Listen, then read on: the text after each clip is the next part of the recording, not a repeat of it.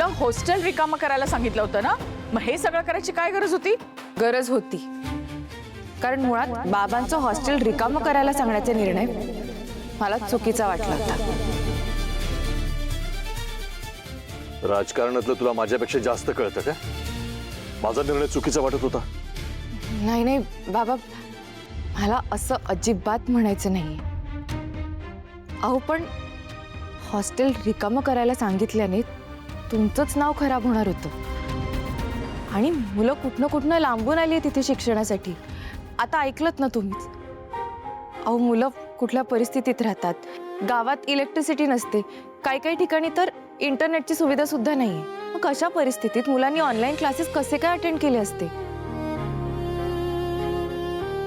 मी खूप मुलांना भेटले, त्यांच्याशी बोलले, त्यांचे प्रॉब्लेम समजून घेतले आणि मग मला ही इंडक्शनची आयडिया सुचली. आयडिया सुचल्याने झालं? इतकं सोपं आहे का ते? अख्ख्या जिल्ह्यात तू इंडक्शन वाटलंस, मग त्याच्यासाठी पैसा पार्टी ऑफिस मधनच खर्च केलास ना? आत्या, हा विचार करण्यापेक्षा मी पैसे चांगल्या कामासाठी वापरले हा विचार का नाही करत आहेस तू?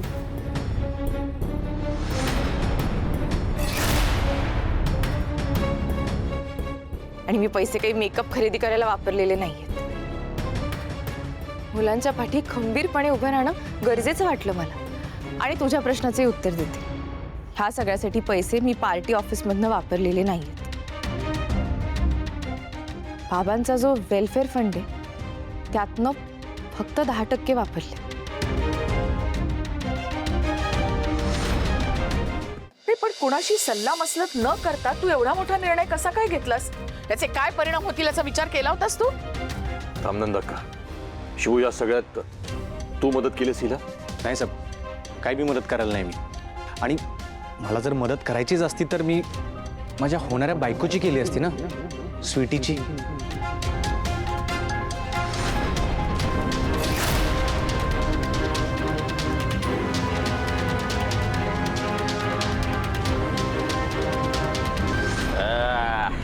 आत्ता कसं, आत्ता हे सरकार ताळ्यावर येणार.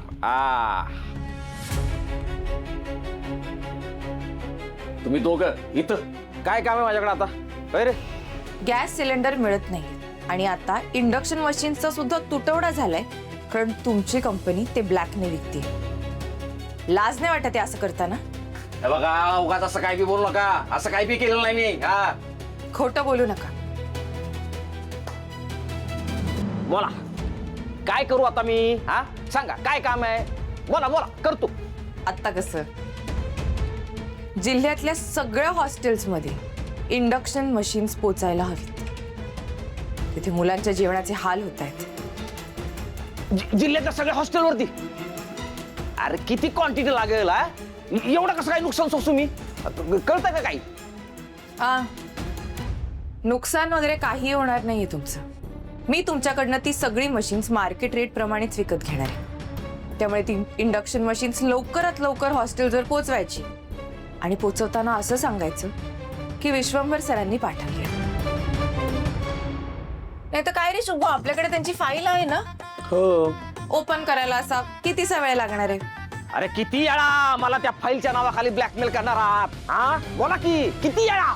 जोपर्यंत तुम्ही सगळे काळे धंदे, भ्रष्टाचार, चुकीची कामं बंद करत नाहीत ना, तोपर्यंत. पोचवतो. एवढा मोठा निर्णय तू विश्वंभरला न विचारता कसा काय घेतलास ग? तू यात पडायला नको तर श्रावणी. नाही नंदक्का, तिने जे केलं ते योग्य केलं.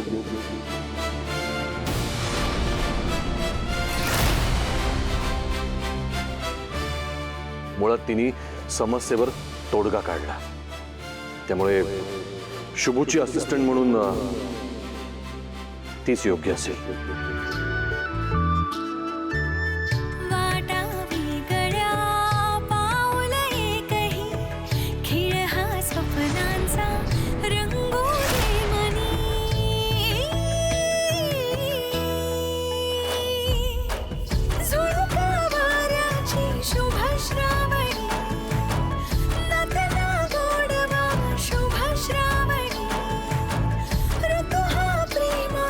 शुभ श्रावणी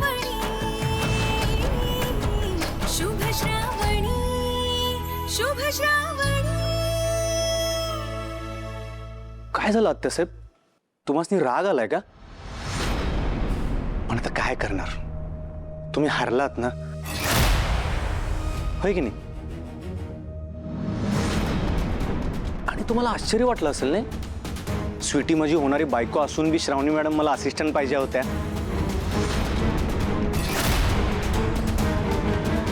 त्याचं कसं आहे ना, आता आमचं लग्न होणार आहे, इथं बी आता एकत्र राहिल्यावर घरातली भांडणी इथं झाली असते ना, माझं कामात लक्ष लागलं नसतं. त्यामुळे जे झालंय ते चांगलं झालंय, त्यामुळे गोड मानून घ्या. शुभू, एरवी तर माझ्याकडे ढुंकून पण बघत नाहीस रे, आणि आता एवढी नाटकं करायलायस.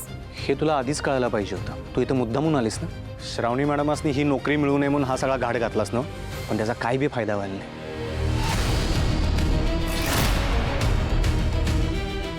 मी तुला बोललो होतो, शिक्षण आणि पात्रता यामध्ये फरक असतोय. पात्रतेला बुद्धीची जोड लागते. शिक्षण फक्त माणसाला शिक्षित करते, पण गोष्टीसाठी पात्र करत नाही.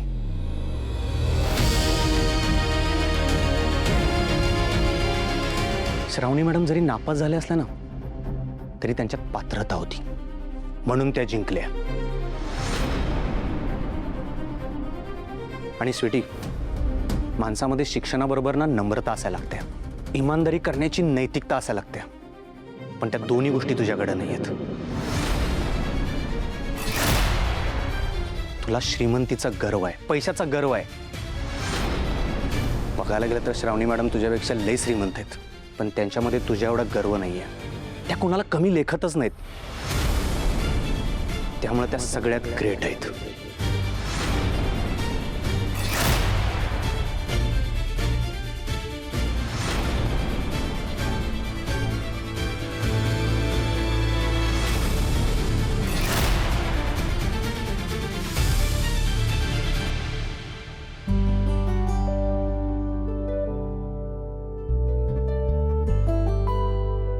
देवा, आज तुझ्या आशीर्वादाने माझं स्वप्न पूर्ण झालं. मी टास्क जिंकली.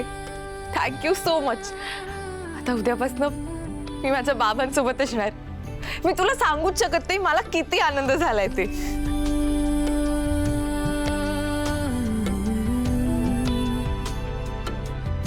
मॅडम, शुभू,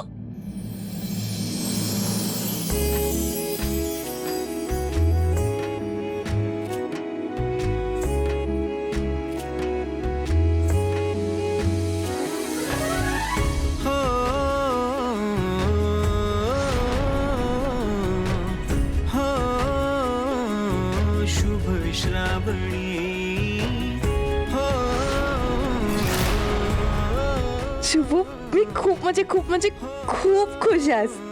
खरंच शुभू, आय लव्ह यू. खरंच सांगते, I love you so much.